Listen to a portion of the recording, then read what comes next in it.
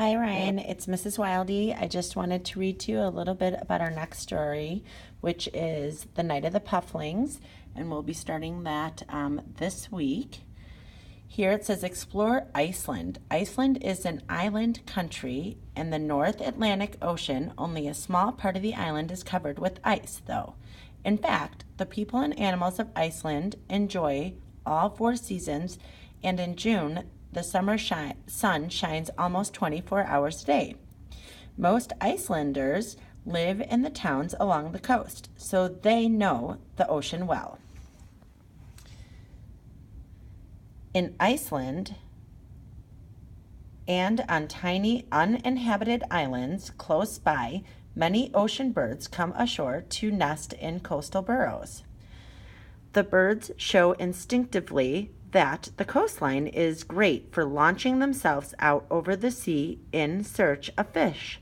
Many Icelanders enjoy watching these birds as they venture out from their nests. Find out more as you read the next selection. All right, and we're going to start the story. This is by Bruce McMillan. He is the author of the story. And I'll leave that there. You guys can read that together if you want. And I'm going to just read the story to you. Night of the Pufflings, Bruce McMillan.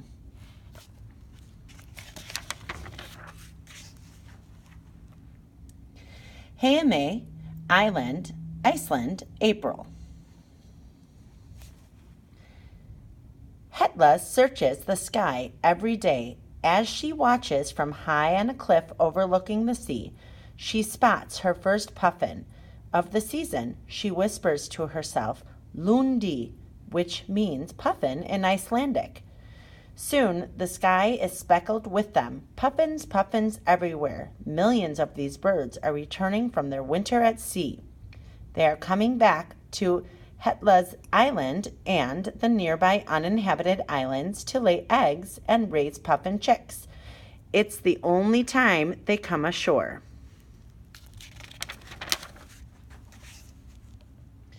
While Hetla and her friends are in school in the village beneath the cliffs, the puffins continue to land.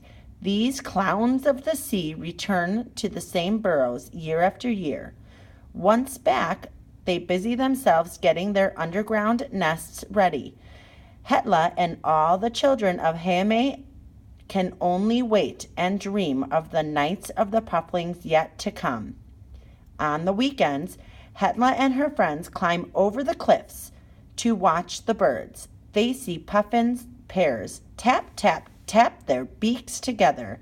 Each pair will soon tend an egg. Deep inside the cliffs, that egg will hatch a chick.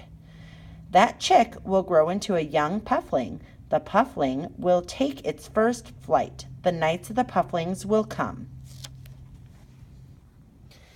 In the summer, while Hetla splashes in the cold ocean water, the puffins also splash. The sea below the cliffs is dotted with puffins bobbing on the waves. Like Hetla, many puffins that ride the waves close to shore are young. The older birds usually fly farther out to sea where the fishing is better. The grown-up puffins have to catch lots of fish because now that it's summer, they are feeding more than just themselves.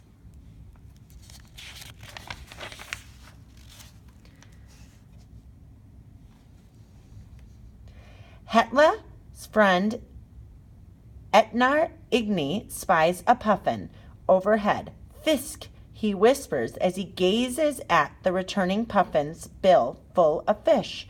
The puffin eggs have hatched, and the parents are bringing home fish to feed their chicks. The nights of the pufflings are still long weeks away, but Etnar Igni thinks about getting some cardboard boxes ready. Hetla and her friends never see the chicks, only the chicks' parents see them. The baby puffins are never come out. They stay safely hidden in the long dark tunnels of their burrows. But Hetla and her friends hear them calling out for food. Peep, peep, peep. The growing chicks are hungry. Their parents have to feed them, sometimes 10 times a day, and carry many fish in their bills. All summer long, the adult puffins fish and tend to their feathers. By August, flowering babushka blankets the burrows.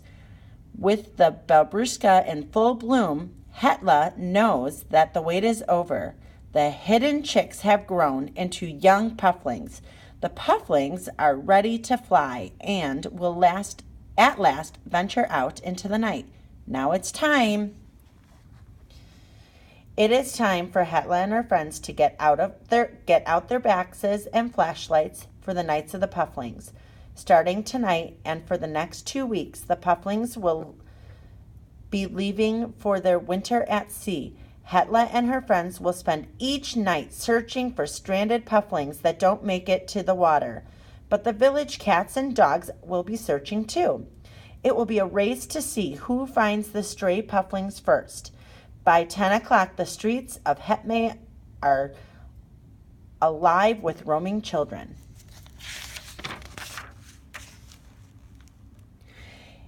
In the darkness of the night, the pufflings leave their burrows for the first flight. It's a short, wing-flapping trip from the high cliffs. Most of the birds splash land safely in the sea below, but some get confused by the village lights. Perhaps they think the lights are moonbeams reflecting on the water. Hundreds of the pufflings crash land in the village every night. Unable to take off from flat ground, they run around and try to hide. Dangers await. Even if the cats and dogs don't find them, the pufflings might get run over by cars or trucks. Hetla and her friends race to the rescue. Armed with their flashlights, they wander through the village. They search dark places. Hetla yells out, "Puffling," in Icelandic, "Lundi fishja." She has spotted one. When the puffling runs down the street, she races after it, grabs it, and nestles it in her arms. Etnar Igni catches one too. No sooner are the pufflings safe in the cardboard boxes than more of them land nearby. "Lundi fishja! Lundi fishja!"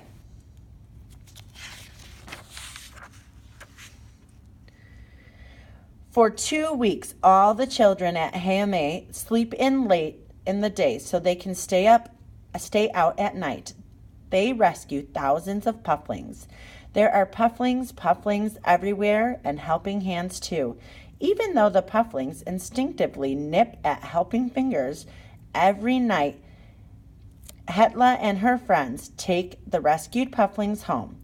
The next day, they send their guests on their way. Hetla meets her friends, and with the boxes full of pufflings, they hike down to the beach.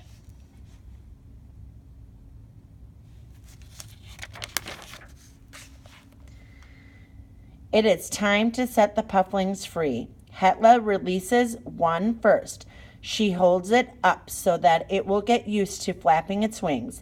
Then, with the puffling held snugly in her hands, she counts. Ein, zwei, drei. As she swings the puffling 3 times between her legs, the last swing is the highest, launching the bird up in the air and out over the water beyond the surf.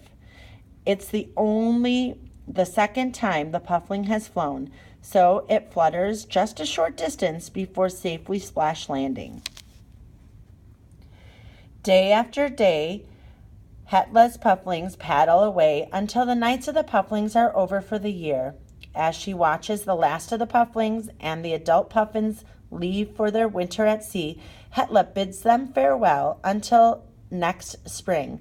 She wishes them a safe journey as she calls out, "Goodbye, goodbye," in Icelandic. Bless, bless. Hope you enjoy the story.